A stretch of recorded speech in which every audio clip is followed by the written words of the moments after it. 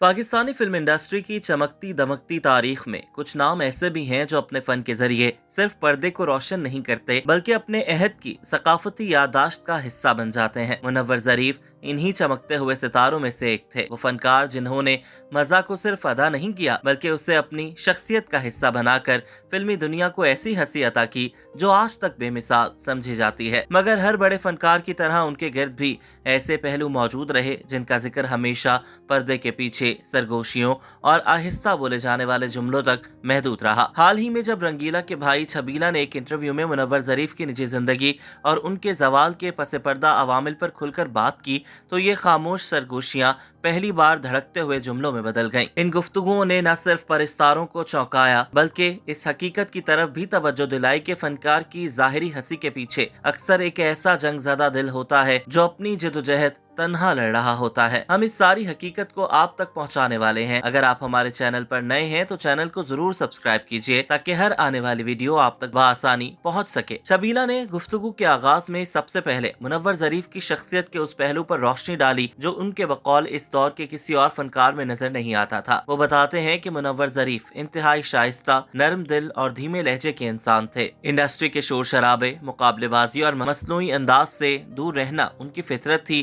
وہ کسی بھی محفل میں موجود ہوں تو ان کی گفتگو میں ایک ایسا سکون ہوتا تھا کہ سننے والا گویا کسی ہنگامہ خیز دنیا میں بھی امن کی سانس لے لیتا۔ فن کے حوالے سے وہ بے حد سنجیدہ تھے اور اپنے ہر کردار میں محنت کو پہلی ترجیح دیتے تھے۔ چھبیلا کے مطابق یہی خلوص اور یہی شائستگی ان کی اصل پہچان تھی اور شاید یہی وجہ تھی کہ لوگ ان کے آس پاس خود بخود کھینچے چلے آتے تھے۔ مگر زندگی ہمیشہ ایک ہی ڈگر پر نہیں چلتی۔ چھبیلا کے مطابق منور ظریف کی زندگی میں کچھ ایسے جذباتی اور سماجی دھچکے آئے جنہوں نے ان کے اندر کی مضبوطی کو دھیرے دھیرے کھوکھلا کر دیا۔ ان کی باتوں سے یہ احساس ہوتا ہے کہ منور ظریف اپنی ذات میں مضبوط ضرور تھے لیکن وہ ان لوگوں میں سے تھے جو دل پر لگنے والی چوٹ کو ہنسی کے پیچھے چھپا لینے کا ہنر رکھتے تھے۔ ان کے بقول انڈسٹری کی سیاست، تعلقات کی کشمکش اور چند ذاتی معاملات نے مل کر ان پر وہ دباؤ ڈالا جسے وہ جھیلتے تو رہے مگر اندر سے ٹوٹتے بھی رہے۔ یہ وہ دور تھا جب ان کے ارد گرد کی چمک دمک برقرار تھی مگر ان کے اندر کی دنیا آہستہ آہستہ مان پڑتی جا رہی تھی۔ یہ بھی چھبیلا ہی کا دعویٰ ہے کہ منور ظریف بنیادی طور پر نہ تو شراب پیتے تھے، نہ سگریٹ، نہ ہی کسی قسم کی نشہ آور چیز کو ہاتھ لگاتے تھے۔ ان کے مطابق یہ تبدیلی کسی عادت کے تحت نہیں آئی بلکہ ایک دباؤ، ایک بے بسی اور ایک جذباتی شکست نے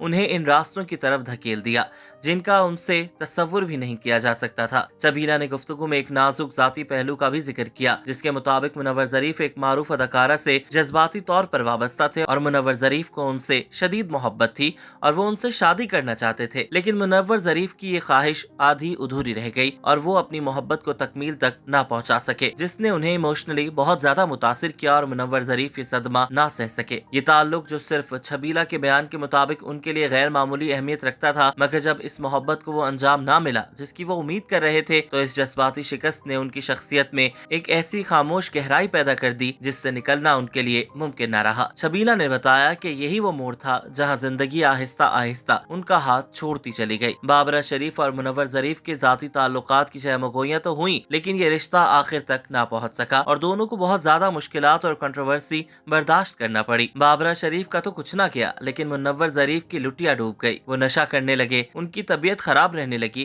حتیٰ کہ انہیں دورے تک پڑتے تھے۔ اس کے باوجود زندگی کے کچھ پہلو ایسے بھی تھے جو بظاہر مضبوط اور آباد دکھائی دیتے تھے۔ منور ظریف کی شادی بلقیس بیگم سے ہوئی اور چھبیلا کا دعویٰ ہے کہ ان کے گھر میں آنا جانا اس حد تک تھا کہ منور ظریف کی شادی بھی انہی کے گھر میں انجام پائی۔ وہ بیان کرتے ہیں کہ منور ظریف کے 3 بچے تھے اور وہ ایک محبت کرنے والے باپ کی طرح اپنے خاندان سے وابستہ تھے لیکن فنکار کی زندگی کا سب سے بڑا المیہ یہی ہوتا ہے کہ وہ جتنا اپنی نجی زندگی میں جڑا رہنا چاہتا ہے اتنا ہی اس کی پیشہ ورانہ زندگی اسے بے سمتی کی طرف دھکیلتی رہتی ہے۔ منور ظریف بھی اسی کھینچا تانی کا شکار رہے۔ چھبیلا نے کہا کہ ایک ایسا وقت بھی آیا جب منور ظریف کی شہرت اپنے عروج پر تھی، انہیں ہر دوسرے فلم میں کردار مل رہا تھا، ان کی ہنسی، ان کا انداز، ان کی بے ساختگی، یہ سب کچھ فلم سازوں کے لیے کامیابی کی ضمانت سمجھا جاتا تھا مگر پھر وہی لمحہ آیا جب ان کی صحت، ان کی روانی اور ان کی توانائی پر اثر پڑنے لگا۔ نشہ جو ان کے بقول شروع میں محض وقتی سہارا تھا رفتہ رفتہ ان کے کیریئر پر سایہ بن کر چھانے لگا۔ بڑے بڑے کردار ان سے دور ہوتے گئے اور وہ شخص جس نے ہمیشہ فلمی دنیا کو خوشیاں دیں خود ایک اداس، غمگین اور مشکل زندگی کے مرحلے میں داخل ہو گیا۔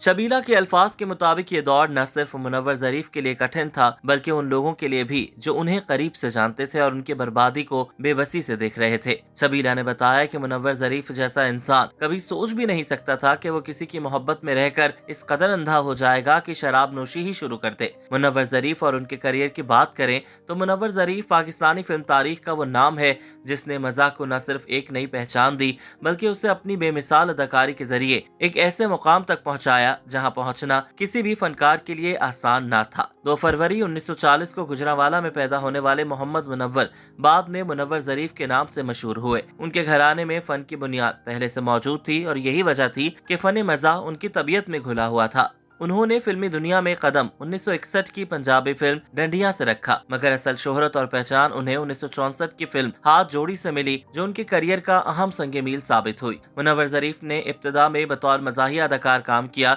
लेकिन वक्त के साथ उनकी सलाहियतों ने फिल्म साजों को मजबूर किया कि वो उन्हें महज मज़ा तक महदूद ना रखें, क्योंकि उन्हें मुआविन किरदारों के साथ साथ मरकजी किरदार भी मिलने लगे। 1973 की फिल्म पर्दे में रहने दो से ये सिलसिला बाकायदा तौर पर शुरू हुआ। इसके बाद बनारसी ठग, जीरे ब्लेड और खास तौर पर 1974 की फिल्म नौकर वोटी दा ने उन्हें शोहरत के उरूज तक पहुंचा दिया। बिलखुसूस नौकर वोटी दा में उनकी बेसाख्ता अदाकारी और मुकालमा गोई ने साबित किया कि वो सिर्फ एक कॉमेडियन ही नहीं बल्कि हमजहत फनकार भी हैं। मुनव्वर ज़रीफ का शुमार उन चंद पाकिस्तानी फनकारों में होता है जिन्होंने अपनी मेहनत और सलाहियत के बलबूते पर बहुत कम अरसे में बेमिसाल कामयाबी हासिल की। उन्होंने तकरीबन 15 बरसों पर मुश्तमिल मुख्तसर मगर भरपूर फिल्मी दौर में 300 से ज्यादा फिल्मों में काम किया, जो उनकी गैर मामूली मसरूफियत और मकबूलियत का वाज़ेह सबूत है। उनकी मकबूलियत का यह आलम था कि फिल्मी मुसन्निफीन किरदार लिखते वक्त उनकी शख्सियत के मुताबिक किरदार तराशते और मुकालमे उनके खास अंदाज़े गुफ्तगू को जहन में रख कर लिखे जाते। उनका फिल्बदी मुकालमा कहने का अंदाज उनकी सबसे बड़ी खूबी समझा जाता था और यही वजह थी कि वो हर मंजर में नाजरीन को हैरान कर देते। मुनव्वर ज़रीफ को 3 निगार अवार्ड से भी नवाजा गया, जिनमें एक खुसूसी अवार्ड इश्क दीवाना के लिए और 2 बेहतरीन कॉमेडियन के तौर पर बहारो फूल बरसाओ और जीनत के लिए मिले। उनका फन उनकी जिंदगी ही नहीं बल्कि उनकी वफात के बाद भी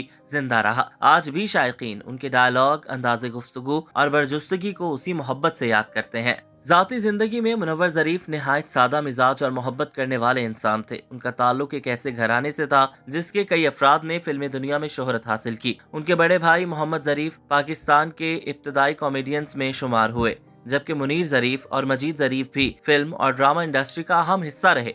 मुनव्वर ज़रीफ अपनी जिंदगी में अली एजाज के नहायत करीबी दोस्त थे और दोनों की दोस्ती फिल्मी हलकों में मिसाल के तौर पर दी जाती थी। उनकी शादी बिल्किस खानम से हुई, जिनसे उनके 3 बच्चे हुए। उनके बेटे फैसल मुनव्वर ज़रीफ ने भी फिल्मी दुनिया में कदम रखने की कोशिश की, लेकिन वो अपने वालिद जैसी कामयाबी हासिल न कर सके। बाद अज़ां बैरून मुल्क मुंतकिल हो गए। फैसल की वफात 2018 में दिल का दौरा पड़ने के बाइस हुई, जिसने मुनव्वर ज़रीफ के चाहने वालों को एक बार फिर गमगीन कर दिया। 29 अप्रैल 1976 को मुनव्वर ज़रीफ की अचानक वफात ने पूरी फिल्म इंडस्ट्री को सोगवार कर दिया। वो सिर्फ 36 बरस की उम्र में जिगर के आर्जे में मुब्तला होकर इस दुनिया से रुखसत हुए और लाहौर की बीबी पाक दामन कब्रिस्तान में सुपुर्द खाक कर दिए गए। उनकी वफात ने पाकिस्तानी सिनेमा में वो खला छोड़ा जो आज तक पूर्ण न हो सका।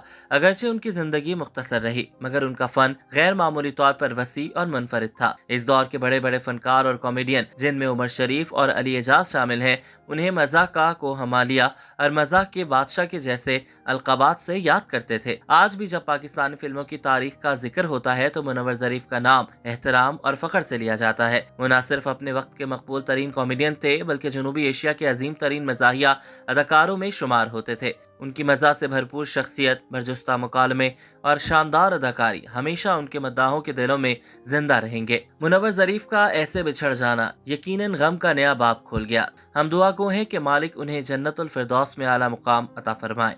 आमीन।